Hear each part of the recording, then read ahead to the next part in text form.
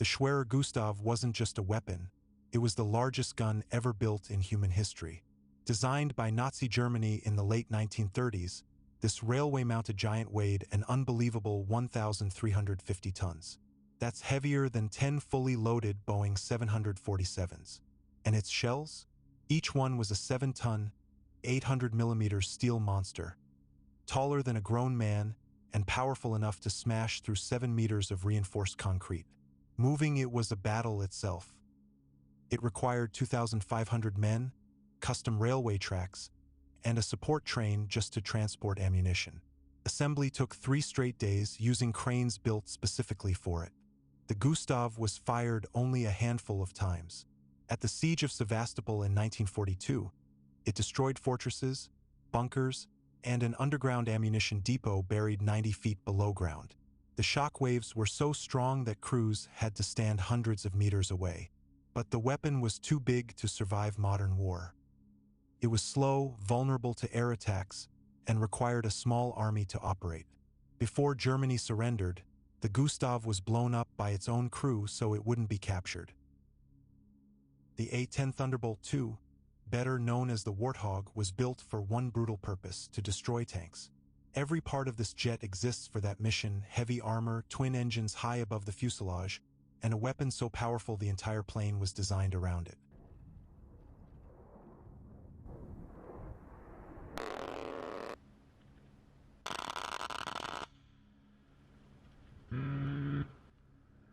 When that cannon fires, it unleashes over 3,000 rounds a minute, a stream of depleted uranium shells that can rip through steel. That noise became legendary. The sound soldiers on the ground know means air support has arrived. The Warthog can take direct hits, lose an engine, even half a wing, and still fly home. It's ugly, it's loud, and it refuses to die. After 50 years, nothing else can do its job better. World War II was a war of machines, and none faced off more famously than the German Tiger I and the American M4 Sherman. When the Tiger I rolled onto the battlefield in 1942, Allied crews were terrified.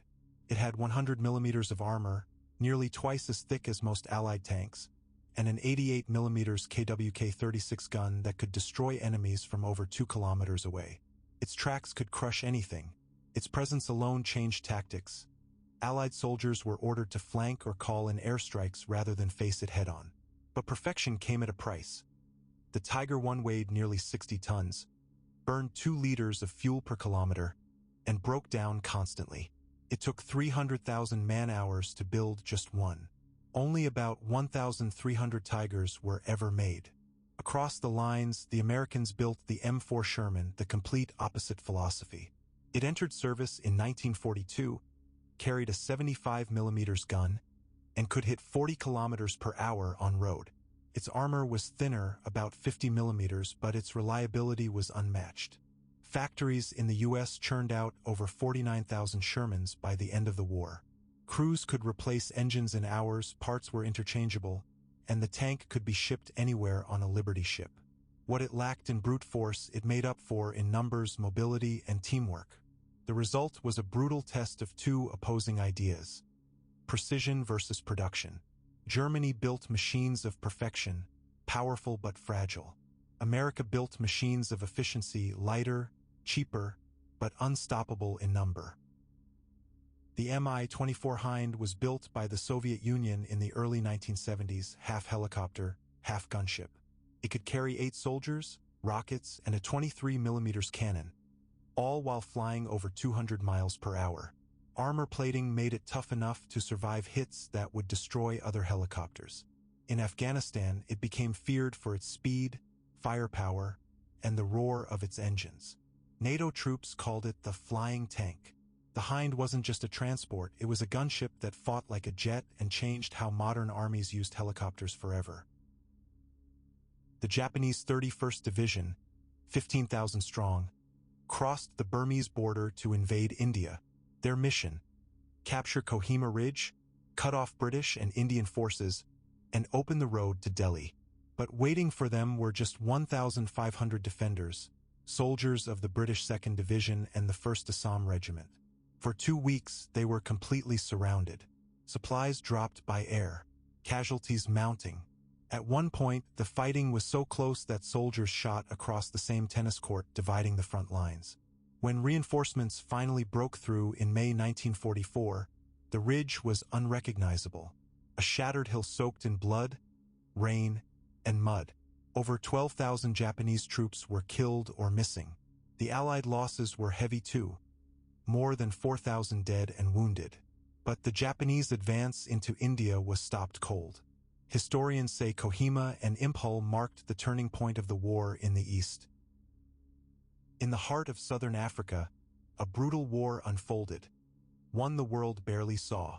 When Rhodesia's white minority government declared independence from Britain in 1965, two black nationalist armies rose up, Zanla, backed by China, and Zipra, armed by the Soviet Union. From the jungles and farmlands, they launched guerrilla raids, ambushes, and sabotage missions. The Rhodesian army fought back with elite units like the Sela Scouts, masters of disguise, infiltration, and counterinsurgency. Helicopters roared across the bush in fire force assaults, striking camps and villages in lightning-fast attacks. The conflict claimed tens of thousands of lives, turning neighbors into enemies and cities into targets of terror. By 1979, isolation and exhaustion forced peace. Rhodesia fell, and a new nation rose, Zimbabwe.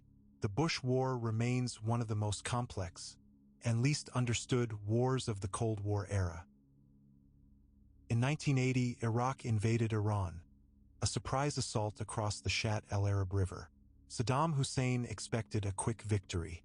Instead, it became one of the longest and bloodiest wars of the 20th century. For 8 relentless years, both sides fought in trenches, chemical attacks turned battlefields into toxic wastelands, and entire cities were reduced to rubble. Iran's teenage volunteers charged minefields with only faith and flags. Iraq's Scud missiles rained down on Tehran in what became the War of the Cities. Neither side gained territory, only devastation. Over 1 million casualties, countless civilians dead, and borders left unchanged. When the ceasefire finally came in 1988, both nations were broken, and the world had witnessed a war that ended exactly where it began, with nothing won and everything lost. During World War II, Polish soldiers in the Middle East adopted an orphaned Syrian brown bear and named him Wojtek. He grew up among the troops, drinking beer, wrestling with soldiers, and marching beside them as one of their own. When the unit moved to Italy, Wojtek was officially enlisted as a private in the Polish army so he could travel with them. At the Battle of Monte Cassino, he carried heavy crates of ammunition to the front lines, never dropping a single shell. For his service, Wojtek was promoted to corporal and became a symbol of courage and friendship that boosted every soldier's morale. After the war, he retired peacefully in a Scottish zoo, a real war hero with fur and claws. Which country built the largest battleship of its time? Japan did.